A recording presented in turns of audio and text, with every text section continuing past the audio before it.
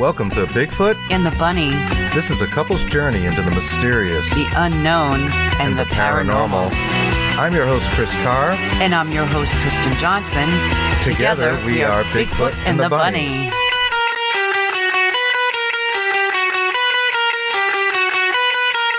And we're live. Welcome to Bigfoot and the Bunny. Happy Saturday, folks. Happy Saturday. Hope you're doing well out there. It's great to be here again after being on with Dark Horse Paranormal Thursday, Friday night on Shadow Hunters or the Shadow Hour with Greg Koss. Thank you, Greg, for having us on. Thank you. That was really fun. It's fun to be on the other side and to be interviewed because we give so many interviews and we're usually on the other side of the table, if you will. Oh, yes. And that's always a good time. And we are working on some projects that, we've been slowly talking about and trying to pull things together, particularly with the documentary. And wow, when they say the words in development, it is definitely in development. It's raw. It is raw. Right now. Raw dog. That's it. But it's coming along, and there should be some interesting developments with that.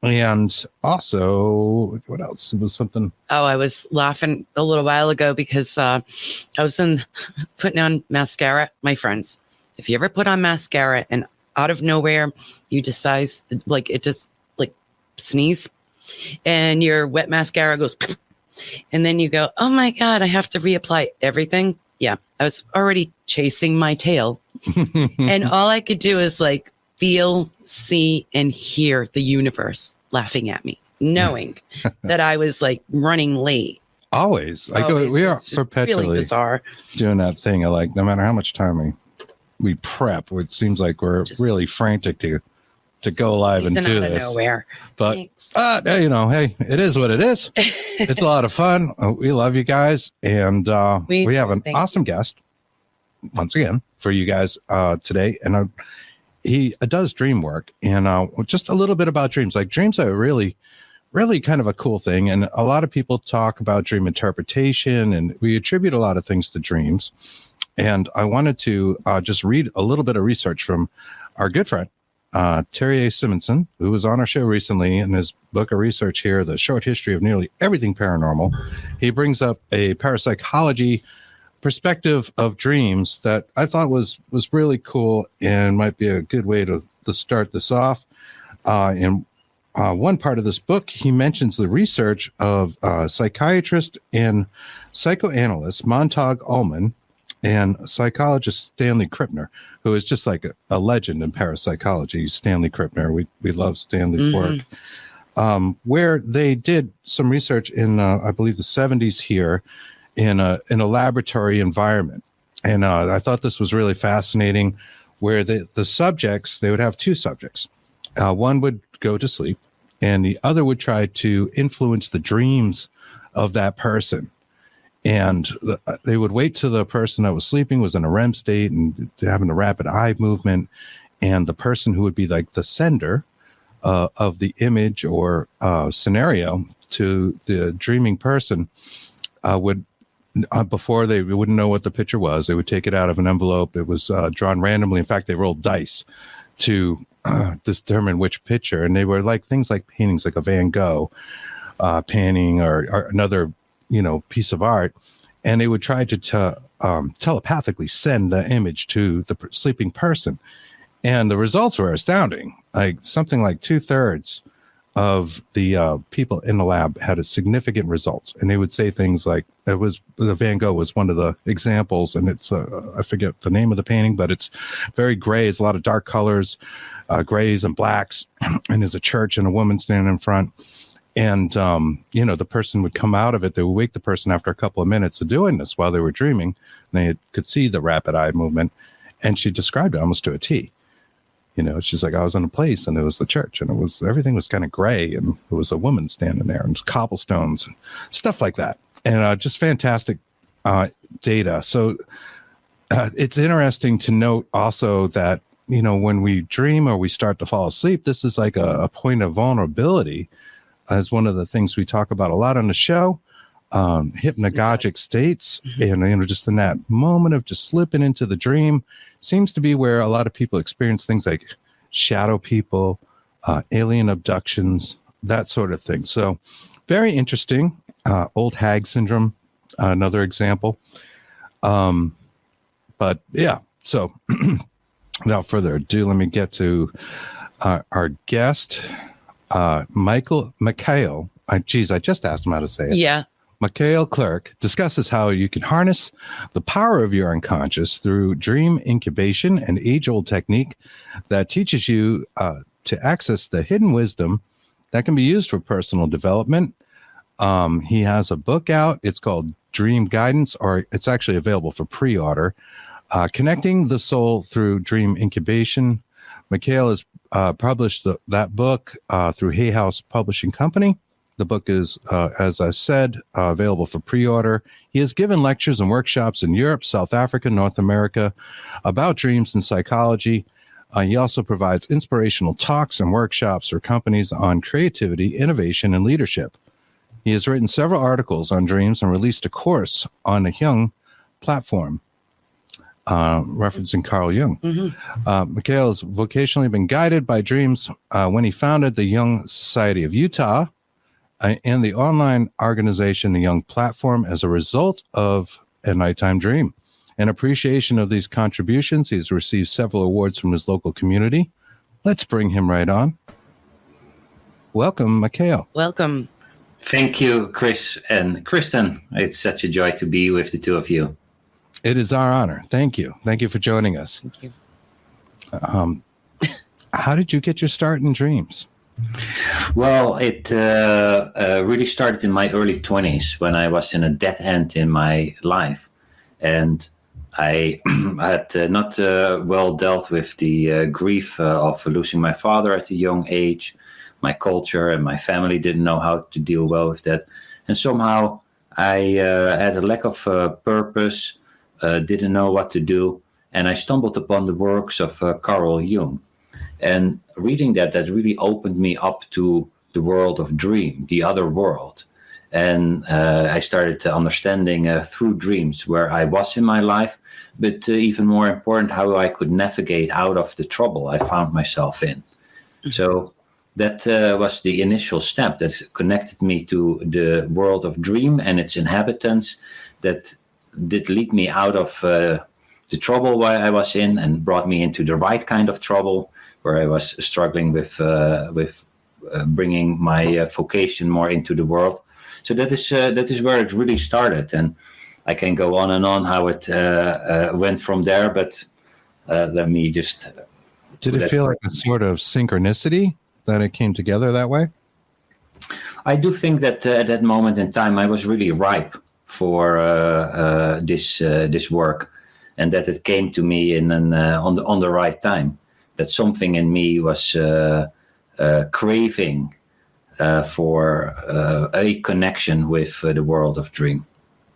It's interesting that you're as interested as you are with Jung's work, and I think he coined that term synchronicity, if I'm not mistaken. That's right. It's one of his contributions.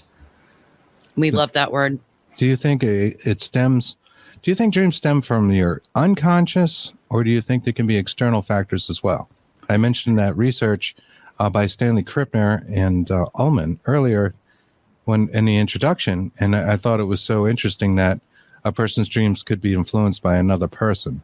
Yeah, I do think that we are interconnected to each other.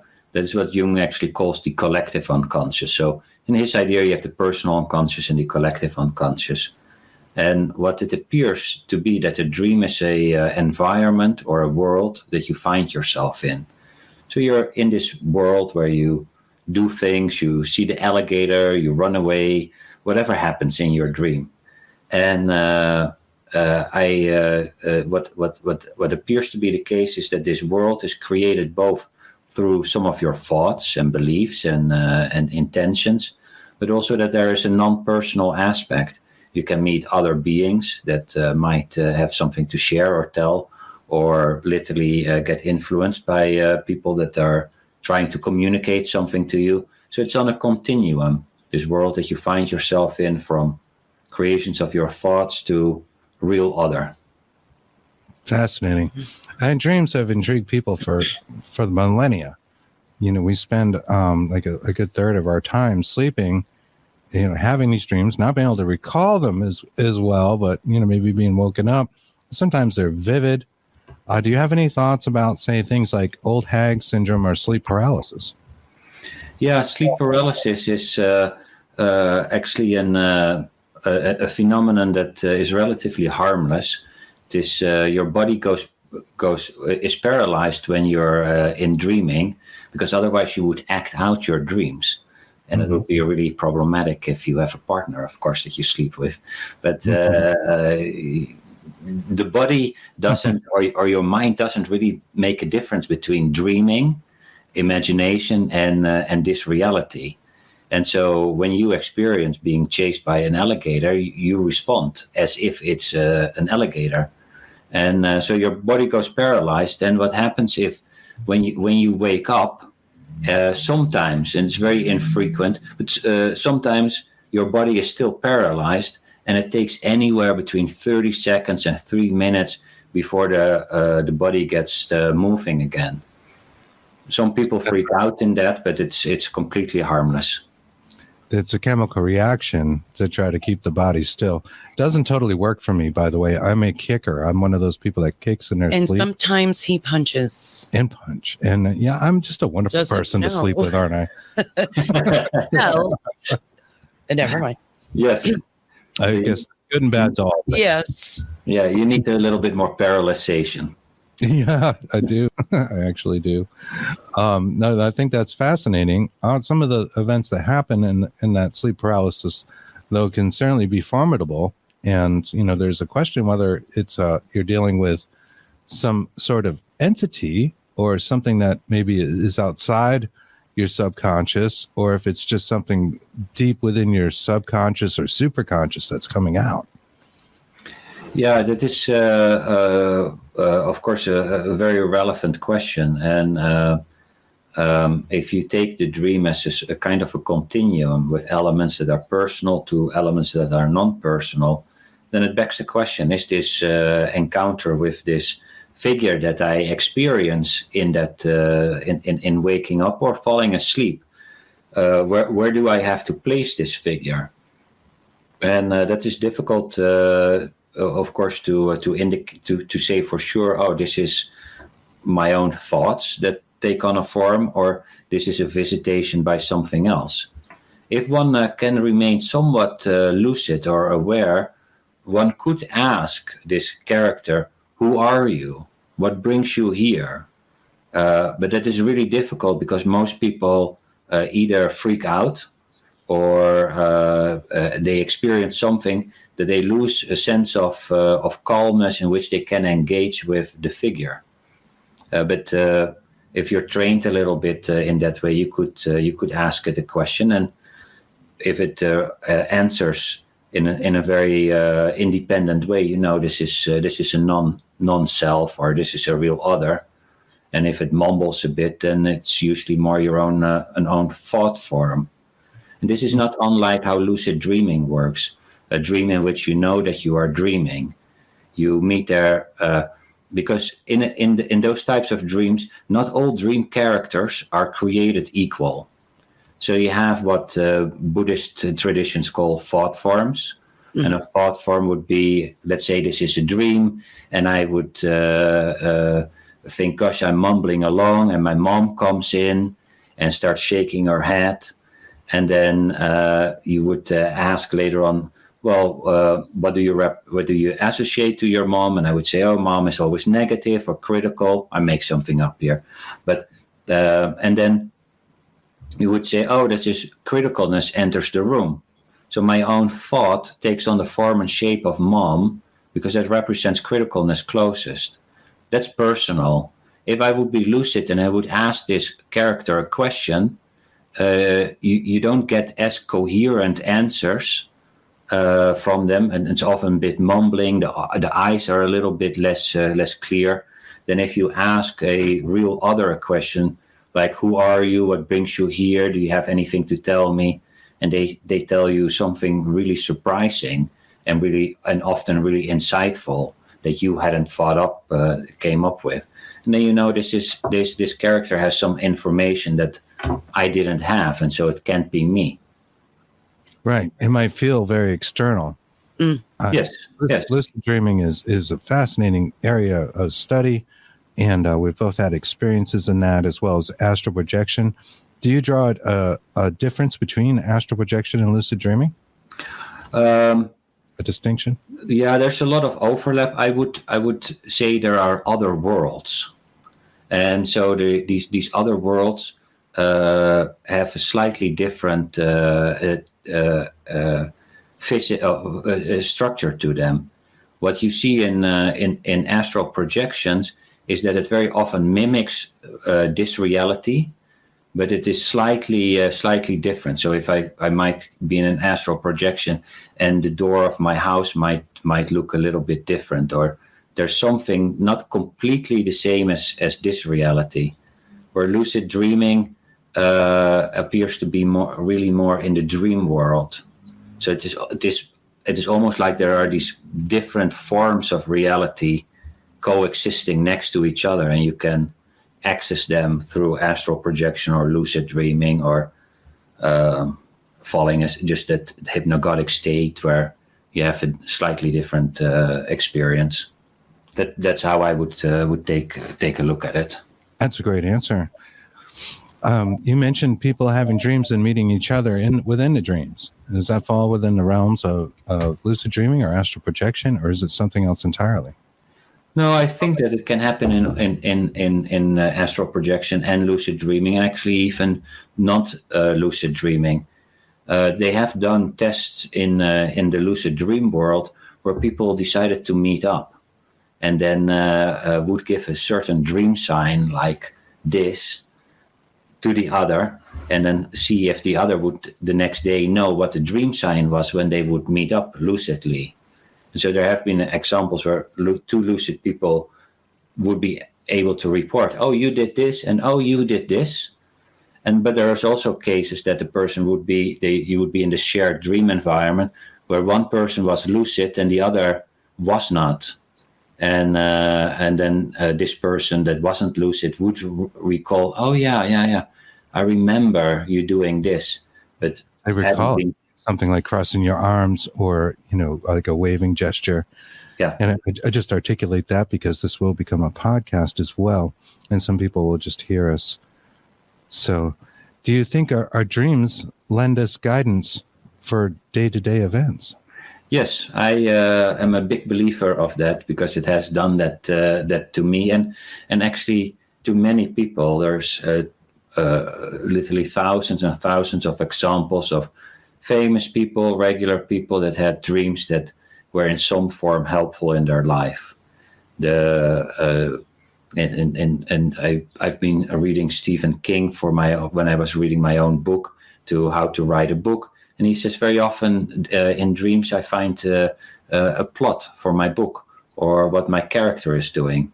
And the very famous song Yesterday from the Beatles was a tune that came to Paul McCartney in his sleep, in a dream. And he woke up with it in his head, and he was like, oh, what is this kind of a tune? Checked out if he had picked it up somewhere, and then it was a dream, a delivery in his dream. And then it became the most played song on US radio in history. So dreams have been able to really help and guide people. And my own company, the Jung Platform, also came out of a nighttime dream. It was spontaneous, in which I had a dream, and I'm happy to tell it sooner or later. But it was a dream that gave me a suggestion to build a platform for Jung and post-Jungian psychology and shamanic psychology. And I've been working on that ever since with a lot of pleasure. Fascinating. And certainly, we've had dreams that seem to be precognitive, or, some sort of influential thing. But I love those examples of Paul McCartney with Yesterday and having the song in his head and putting it out. And Stephen King, I've actually heard that too, that he's dreamt some of the plots of books. Yes. So Yeah. Where does that inspiration come from? Like the nature of inspiration in and of itself is sometimes it's like a muse. Fascinating. Yes, right. The muse. A lot of musicians talk about that. I use the reference of Tori Amos talks about like fairies writing her songs, and our latest record, she has a song called Listening to the Trees, where she listened to the spirits of the trees to be the influence. And that's just sort of external entity influencing you and in a dream state, especially. I find that fascinating. Yes. And it's interesting also that you mentioned that, because the old idea is that we all have a muse or a spirit guide or a daimon or a genius, or in the African traditions called the divine twin. This kind of guide, spirit guide, that is both a guide as well as our talent that comes with us into this world, and that will help and guide us on our path, but also will provide us with our specific talent. So Paul McCartney gets a song. I got an idea to create a business and work on dreams, and another person knows maybe how to cook or how to be funny or how to interview people. And so you have this spirit guide that is with you, and it is also and that is not you. It's like in the Roman tradition, everyone has a genius. You are not a genius; you have a genius, and the goal is really to have that genius flow through you. And the prime residence of that genius is the world of dream, is the other world. And we need to bridge this world with the other world, so that we are being inspired to deliver our gift to community. I love that. And maybe that is part of our reason for this existence on this kind of linear timeline, three-dimensional world, is to listen to those muses, those guides, the spirit guides, to be our best self, to create things from from seemingly nothing, right? Yeah, I give that a lot of credence. Tell us a little about your platform, the Jung Platform. Yeah, so the platform. Sorry, what was the last thing you said? And the shamanic one, you mentioned shamanic work as well. Yeah. The Jung Platform was born out of a nighttime dream. I will tell it very briefly. I was floating above the lake of Zurich, and I see Carl Jung's house in Küsnacht at the lake. And at the yard, there's a dock, and in the dream, he's building a concrete platform in the water that isn't there in this reality. And it's 20 by 20 yards, and he's working on it, rearranging some beams. Then he sits on a chair reading a book.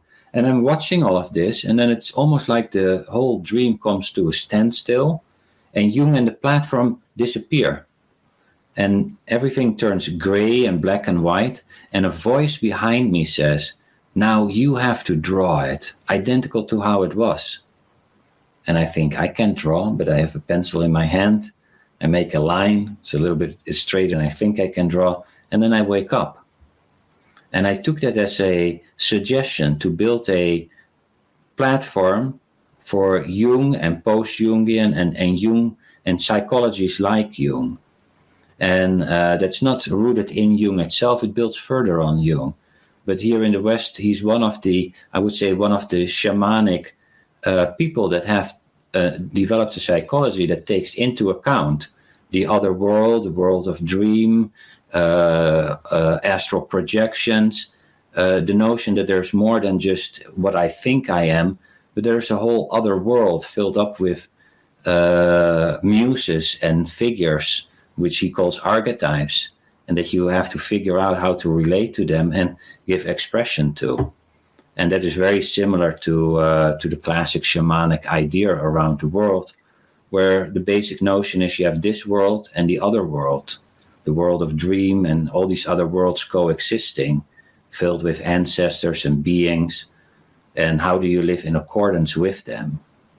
And so those types of psychology is called depth psychology, and we create programs on that, on helping people connect with who they are.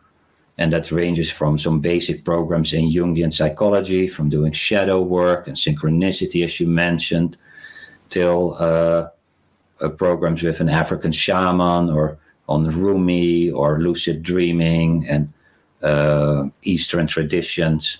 So a broad range of programs that we try to make practical for the general public.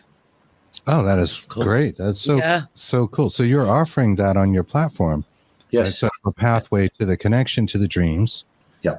Yeah. And what is it about those things that I guess, is it like hypnosis?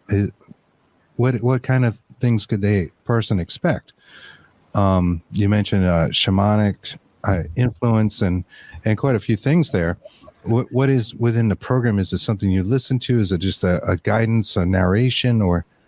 Yeah, we have actually 150 programs, of which 50 lectures and about 100 courses taught by different teachers in the field of spirituality and psychology, that teach a class on what is synchronicity and how can we recognize it, and what might be the mechanism behind it, and especially how can I listen to the miraculous coincidences in my life that seem to conspire in order to help us move forward. And that is one of those programs. Another is on the shadow.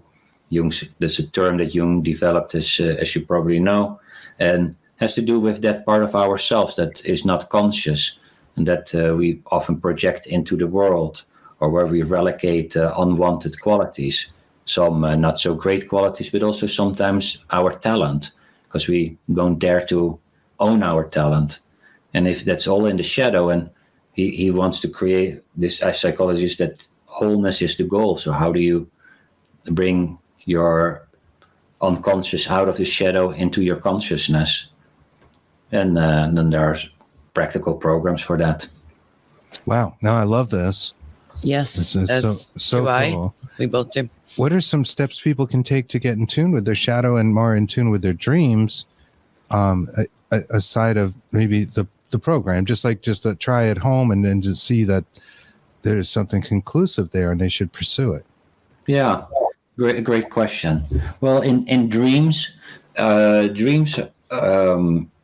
appear that they are kind of respond to a certain interest. So if we go to bed and say, dream, I know we haven't been in touch for a while, but I would just love to remember it again and engage with it again. And tomorrow morning, I will write it down. That intent expressed before you go to bed, together with having a journal with a pen next to your bed when you wake up, will start sparking a dream recall. And usually within 1, 2, 3 days, you start having a little snippet or a longer dream, and then write it down. Or even if you have a feeling like, oh, I woke up with a knot in my stomach. All right, I woke up with a knot in my stomach, and then you write a little bit about it. It felt really pinchy, and it was cold, and then you continue to say to the dream, thank you, I'd love to have more dreams. And then dream recall starts happening. And writing it down is essential, because not only does your body go paralyzed, your short-term memory goes offline at night. And so you don't remember your dreams. Everyone has 2, 3, 4 hours of dreams, especially in those REM states you talked about. But even outside of it happens. But because your short-term memory doesn't work, you don't remember it.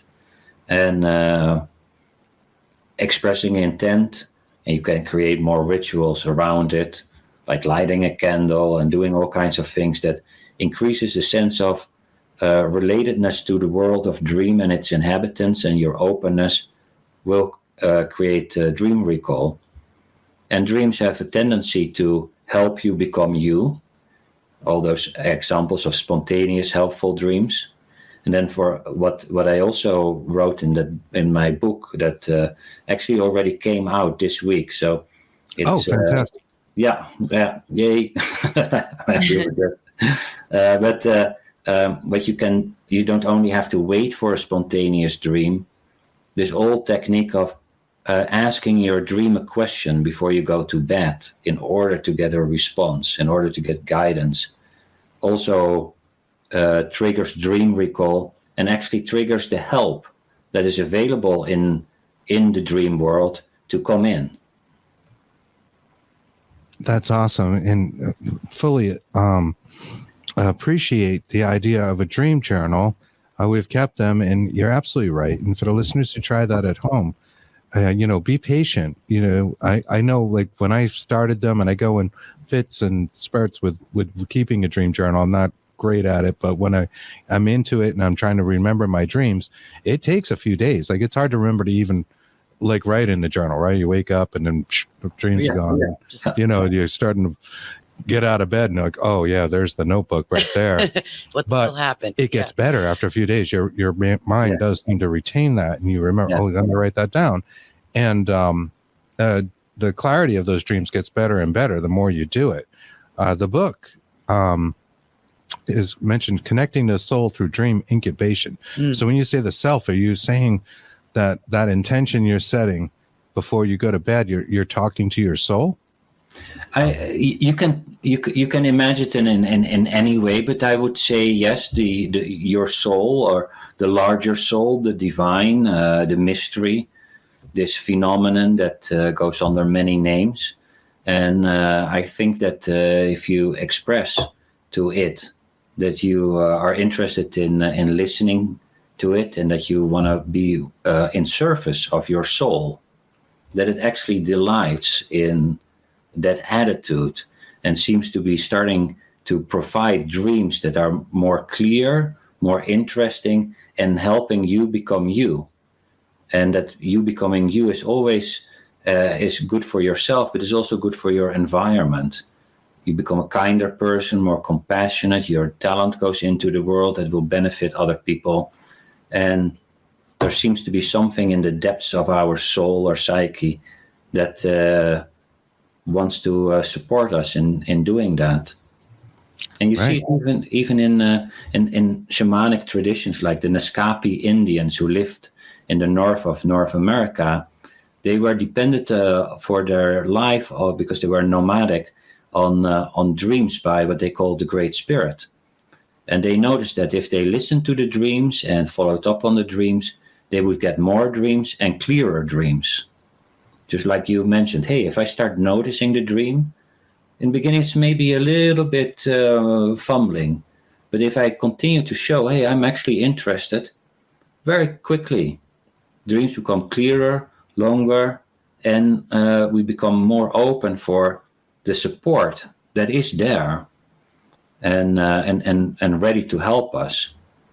And of course, there are many ways that you can engage with the support, but dreams is a great way to do that, and one that has been very good for my own life. I'll bring up Debbie's comment again. She said she never remembers to write anything down, and I had mentioned that it takes discipline. So what you're saying really is you're trying to nurture a sort kind of a relationship with oneself. Yeah, build a relationship there. Yeah, beautiful. If you would imagine that there is a compassionate counselor, friend, very wise, very old, 2 million, 10 million, 5 billion years old, knows about who you are and what you're about to become, and you have the ability to ask it the question, to be in a relationship to it, then that gives also a kind of a way of imagining why you would start writing it down in the morning, because maybe this soul speaks in a language that is not as understandable as our day-to-day language, because it's more complex. It shows it's more subtle. But once you get the hang of it, you have the support of a 2 million a year old friend. I love that. Yeah, I love thinking about that. Yes, we do that a lot. We think about that a lot. I would think it would totally calm down any kind of inner turmoil and chaos in your life as well. I think in your bio, there's a mention of like a 5-step program people can do on their own. Does that include the intention, setting the intention and keeping the dream journal, and what else? Yes. It's indeed. The book that I wrote, Dream Guidance, details how you can ask your dream for guidance on almost any question that you have in your life that is really relevant to you. So if you would ask, what did my neighbor eat for dinner? Your dream is not so interested in answering that. Mm-hmm. But if you would be struggling with anxiety or sleep issues or depression, or you just want to be a kinder person, you want to grow your business that can help people, you can ask your dreams for support. And I studied all these traditions and worked with many people throughout the years, and I distillated a 5-step process, of which step 1 is identify the issue or the challenge, the problem that you want to ask a question for.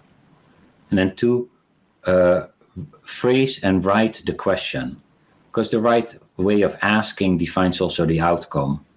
And then 3, engage in a certain ritual that shows your intent that you would love an answer. So ritual is a very important component, because then you put a little bit of effort and awareness and focus and intention in the relationship. Step 4 is go to bed, sleep, dream. And then 5 is write down your dream, because otherwise you forget it, and work on it. Puzzle on it. Sometimes it's really clear, and sometimes you just need to carry it with you, because just that you set your intention and the energy that came back, maybe there's a synchronicity in the day, maybe you have an intuition, maybe you see the dream a little bit later. The answers are coming, and especially if you stick with it. That is the 5-step process, and that's completely awesome. Fascinating. Yes, I love that. And I love that you used the word ritual. That ritual is involved, because when you think of ritual, you think of communicating with either God or some sort of entity. There's almost a magical component to that. I think that's great. So ritual is a great word to use to get in the process of doing it. And I imagine it is something that is ingrained deep down in our subconscious, the idea of ritual. Yes. I love how you say communicating with some being or the divine, because that is really what that ritual is. There's a way of opening up this reality so that we can be with the divine or the muse or the fairy or the daimon, and how they can be of support. And ritual comes back in. I've studied traditions that do this form of dream guidance, dream incubation. It comes back in Islam and Hinduism and shamanism, and they all do ritual. And I've seen it's not so much which ritual you do, but more that you do a ritual.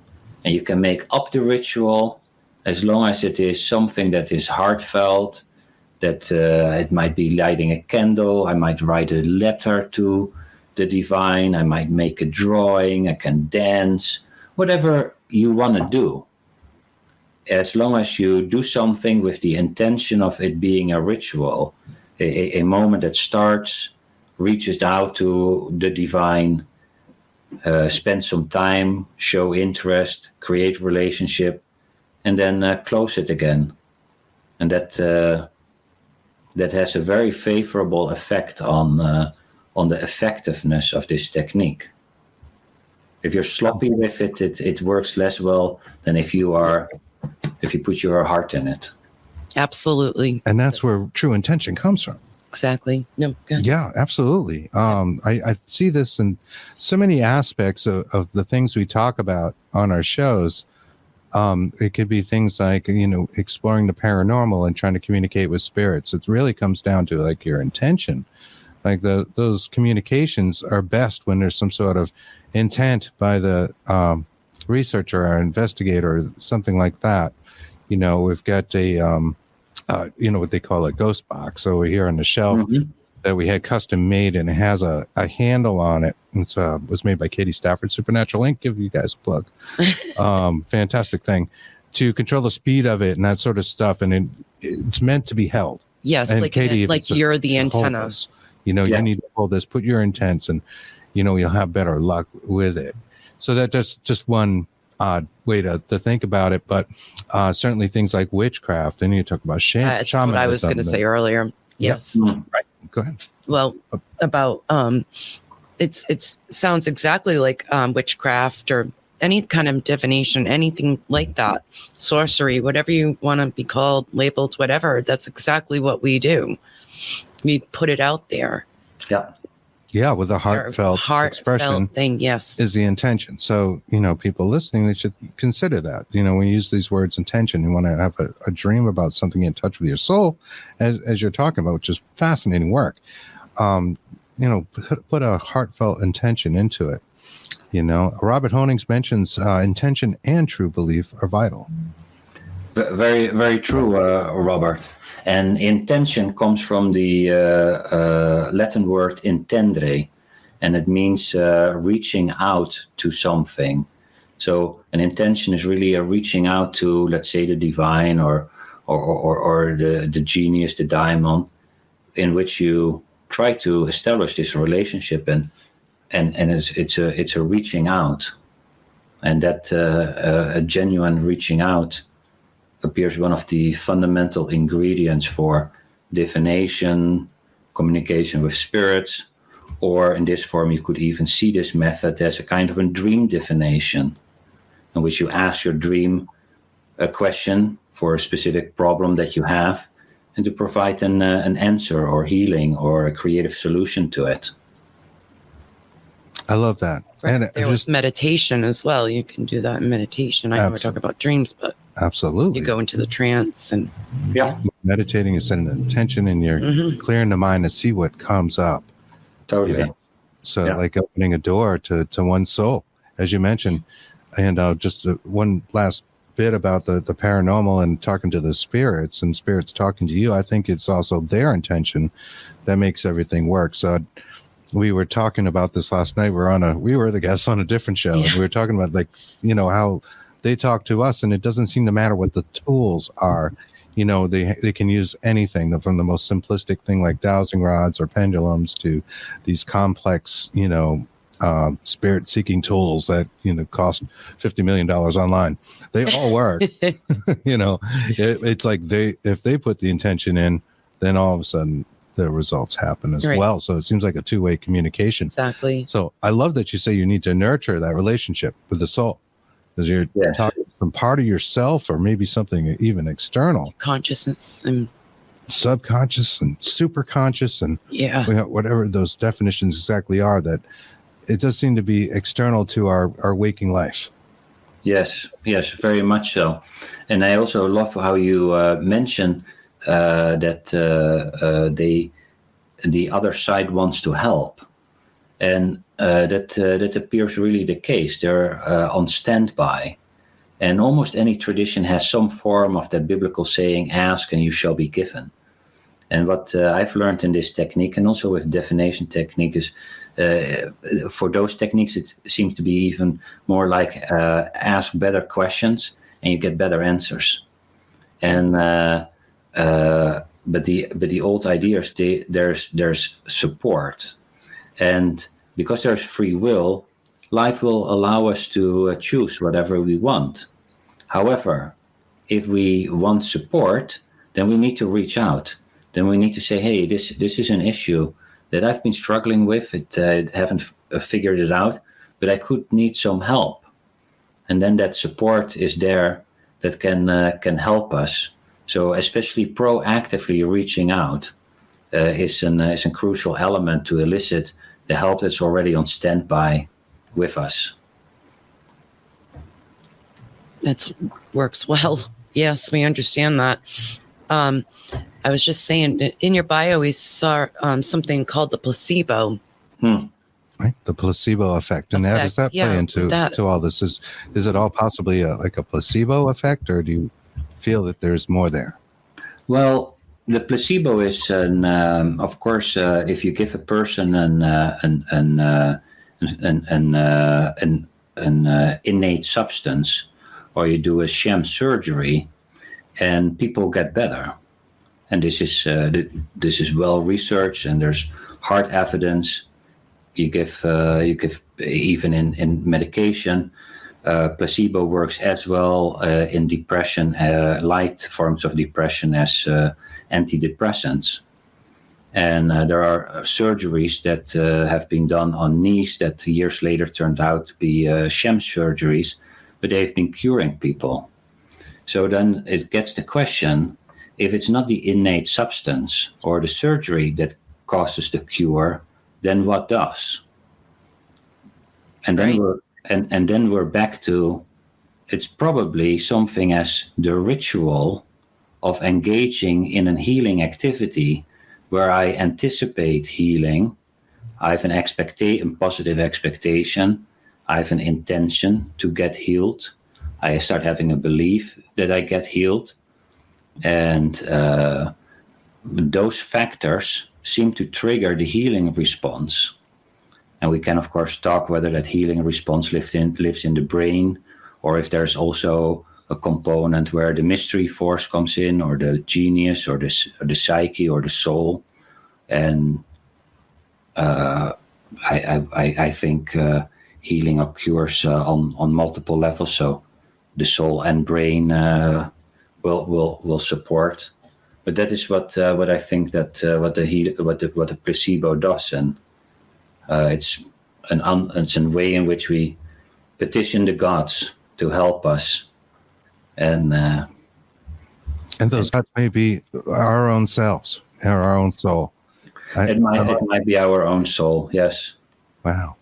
So that's great. That's a great answer to that. Like, could this be a placebo effect? Well, the placebo effect is the effect. Exactly. Very cool. Very cool. Do you think ancestors play a role in this? Well, I was born in South Africa, and so on a certain moment I had dreams of returning back to South Africa, which I did, and then I would visit because I'm also a mental health therapist. I would visit my colleagues of the indigenous tradition, the Sangomas, and I would sit with them, and their main world view or idea is that ancestors are on the other side, wanting to help. They have issues that haven't been lived out completely, that we inherit. And so we're not having only our own problem with maybe not speaking up or boundary setting or whatever problems we can have in life, but these are often generational. And the ancestors are looking over our shoulders to figure out how do we solve this, and wanting to give their 2 cents on how to solve some problems, because they continue to need to solve that. So ancestors seem to be a part of the inhabitants of the other world, of the world of dream, and deeply interested in helping our lives. So that's my first response to that question. It's a good one. Yeah. We feel like that's part of it too. And that oftentimes they might be our spirit guides, or however we want to label them. Yeah. Or they might be there could be other, a plethora of them. Yeah. Right. That's right. I do a thing when I do my, we'll say, ritual. One of the things I do is call upon my ancestors, guardian spirits, guardian angels. Yeah. I do a bunch of that. So we don't know. That's right. We don't know. And I was telling you, we did I did a meditation recently. It was like a guided type meditation to talk to spirit guides. And the things that came back to me, one of them was what we would call an alien. When instead of looking gray, it was very white with the big black almond shaped eyes. And the other one was like a nature spirit. And it's something I was following through the woods that was only, I don't know, tall, like a foot tall or something, just running. And very strange how that imagery came to me, because none of those things are what I expected. That's when I feel like it's the most valid, when you're doing those sort of things, when you get something you would never think of. I, of course, expected like relatives or something like that coming through, and then completely different in my mind. And but it's very strange. So I don't know what the range is for spirit guides. I suspect it's a pretty broad band, spectrum of things that could be that. I think so too. I think my limited understanding is that animals have been helpful, all kinds of ancestors and other beings that come in with some suggestion and probably an unlimited range and variation of beings on the other side that can offer some support in some way or fashion. Yeah, I feel the same way though. It's like I said, a plethora. A plethora. Yeah, I like that word today. What do you think is the importance of, say, creativity of the individual in, I don't know, synchronicity within life, to getting more in touch with one's spiritual self? Of her creativity is also like a sort of doorway. I think life is unbelievably creative, and is way more creative than our own simple mind can come up with. It comes with forms, shapes, forms of life that are truly amazing. And even take a murmuration of birds, the patterns that they make are phenomenal and super creative. And I think that same creative force lives in us and through us.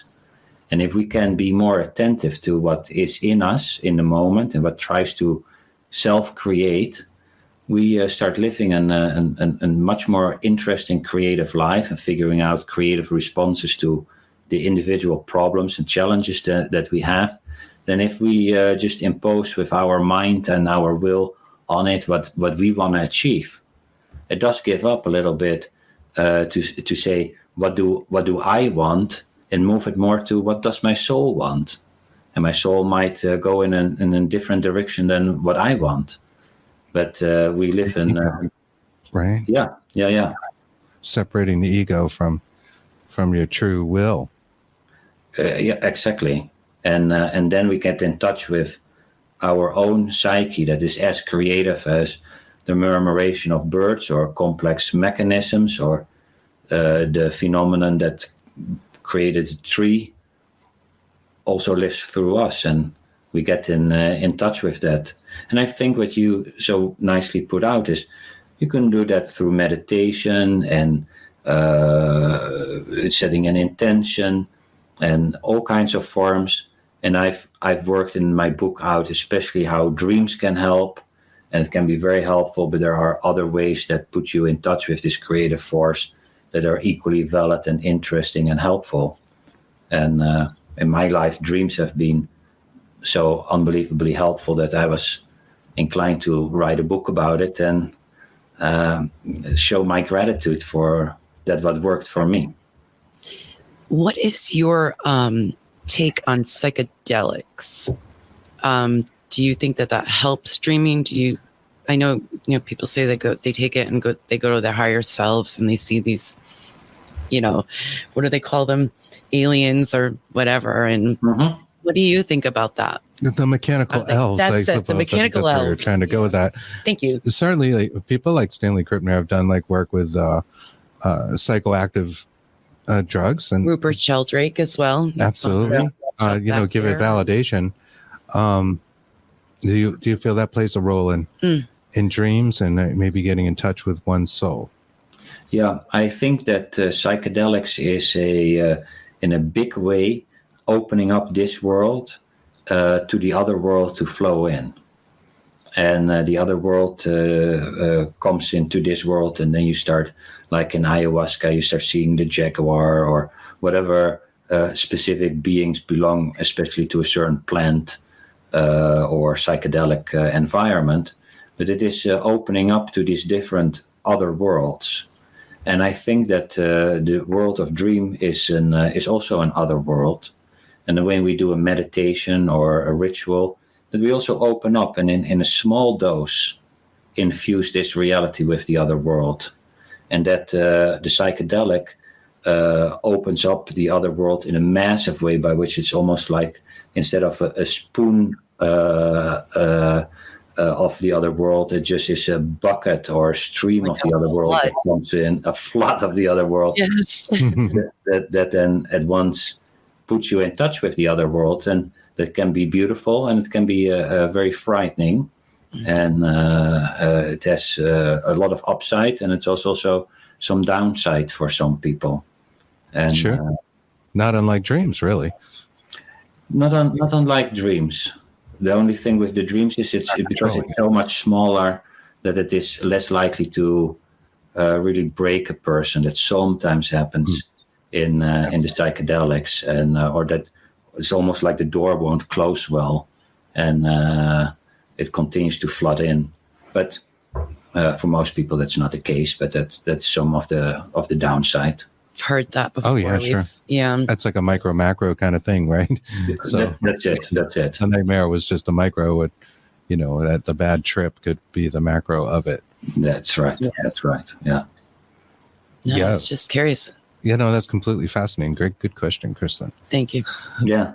Well, it reminded me because you had said the trees, and I was thinking about how the mycelium, the trees talk to each other through the mycelium, and then it got me thinking of you're right, mushrooms that seem drugs also emanate from mushrooms from that same mycelium that's talking to the trees. Yes. Yeah.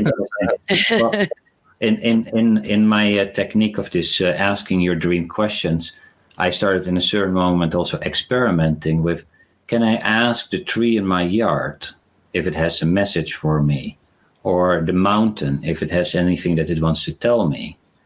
And I want to encourage people to test it for themselves. So the nice thing is, if you don't have to believe this, go and ask tree or river or even your pet.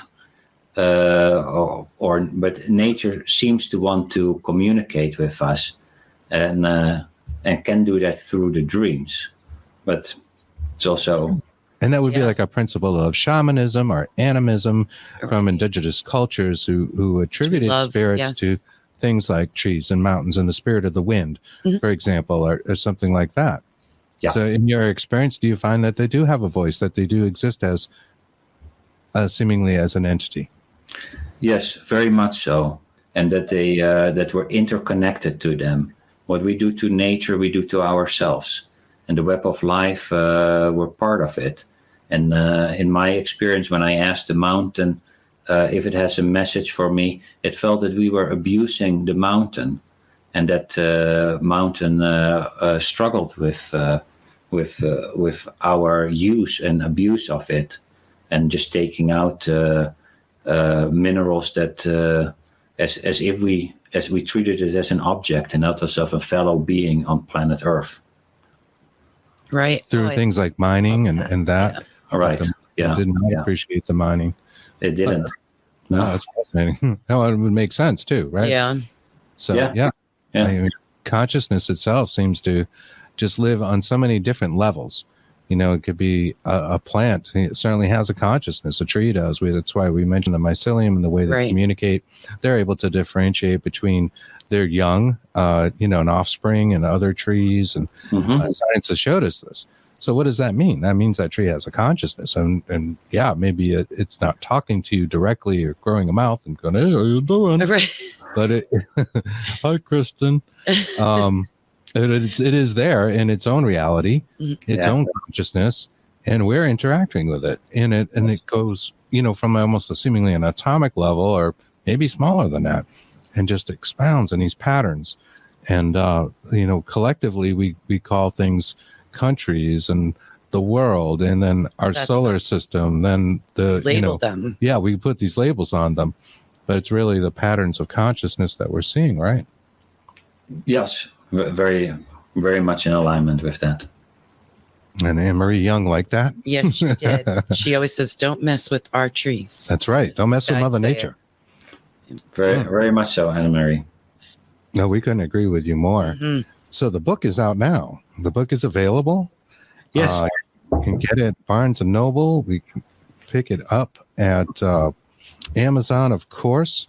Oh, wait, one more comment out there. I'll throw it real fast. Ghost Flute says, even science has proven that nature is alive to some extent of the word. If you take that for granted, you could regret things you never understand. Exactly. And I think that is what we do as a species. Like, we are terrible at this. We are. retaining these relationships with nature. We didn't start off that way, and nature was so crucial to our existence, but we've gotten so used to things like convenience and going to the store. People don't know how to survive if that store is closed. And we saw some of this during COVID as certain things were taken away from us. And, when we're locked down, and how people reacted is bizarre. Anne-Marie Jung says the trees are screaming the same thing. Yeah. And they may well be. And most definitely. They definitely don't want you to chop them down, I'm pretty sure. But yep. And make paper products, right? Make toilet paper that people would hoard during that same COVID. God Christ. Just to connect a few dots here. But your websites are jungplatform.com, machielklerk.com as well. The book, again, as I mentioned, is available through Amazon, Barnes & Noble now, not as pre-order, as I put in the ticker incorrectly. I apologize. And any other places you'd like people to get in touch with you? And no, that is it. On my website, you can contact me as a therapist or a dream worker and speaker. And in my book, I lay out how this process works and give lots of examples. It's very practical, and I hope that people get connected to their dreams so that they can live a more fulfilling life. That would be my dream to come true, as if that would be the result of the book. And I hope that people have fun with it and just play and experiment and see what works for them. Dream guidance, connecting to the soul through dream incubation. I love this, and I think living a more fulfilling life is better than winning the lottery, because you can certainly have all the money in the world and live an unfulfilled life, be miserable, and there are so many stories of that. Yeah, inner peace is so hard to come by, and this sounds like a great doorway to walk through to gain that.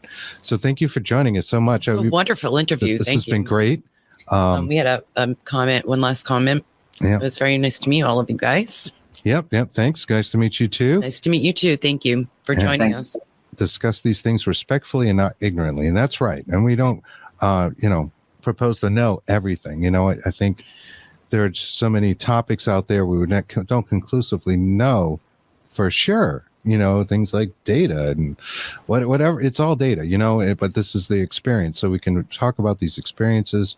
And Machiel's experience with dreams sounds amazing. And I want to read this book. Yes, we do. So thank you so much for joining us. I hope our audience goes out there and checks you out. Check out these platforms and programs on Jung Platform and machielklerk.com. And we will see you guys next Thursday. Yes, I was just going to say we cannot forget. We do not want to forget this. No. We're doing a split show on Thursday with Anne-Marie Jung. Thank you so much for joining us. Yes. It's going to be there along with Jeremy Cotter as a paranormal investigator. We're going to have a great night, and we'll see you guys then. Thank you so much. Thank you so much. Have a great Saturday. Thank you.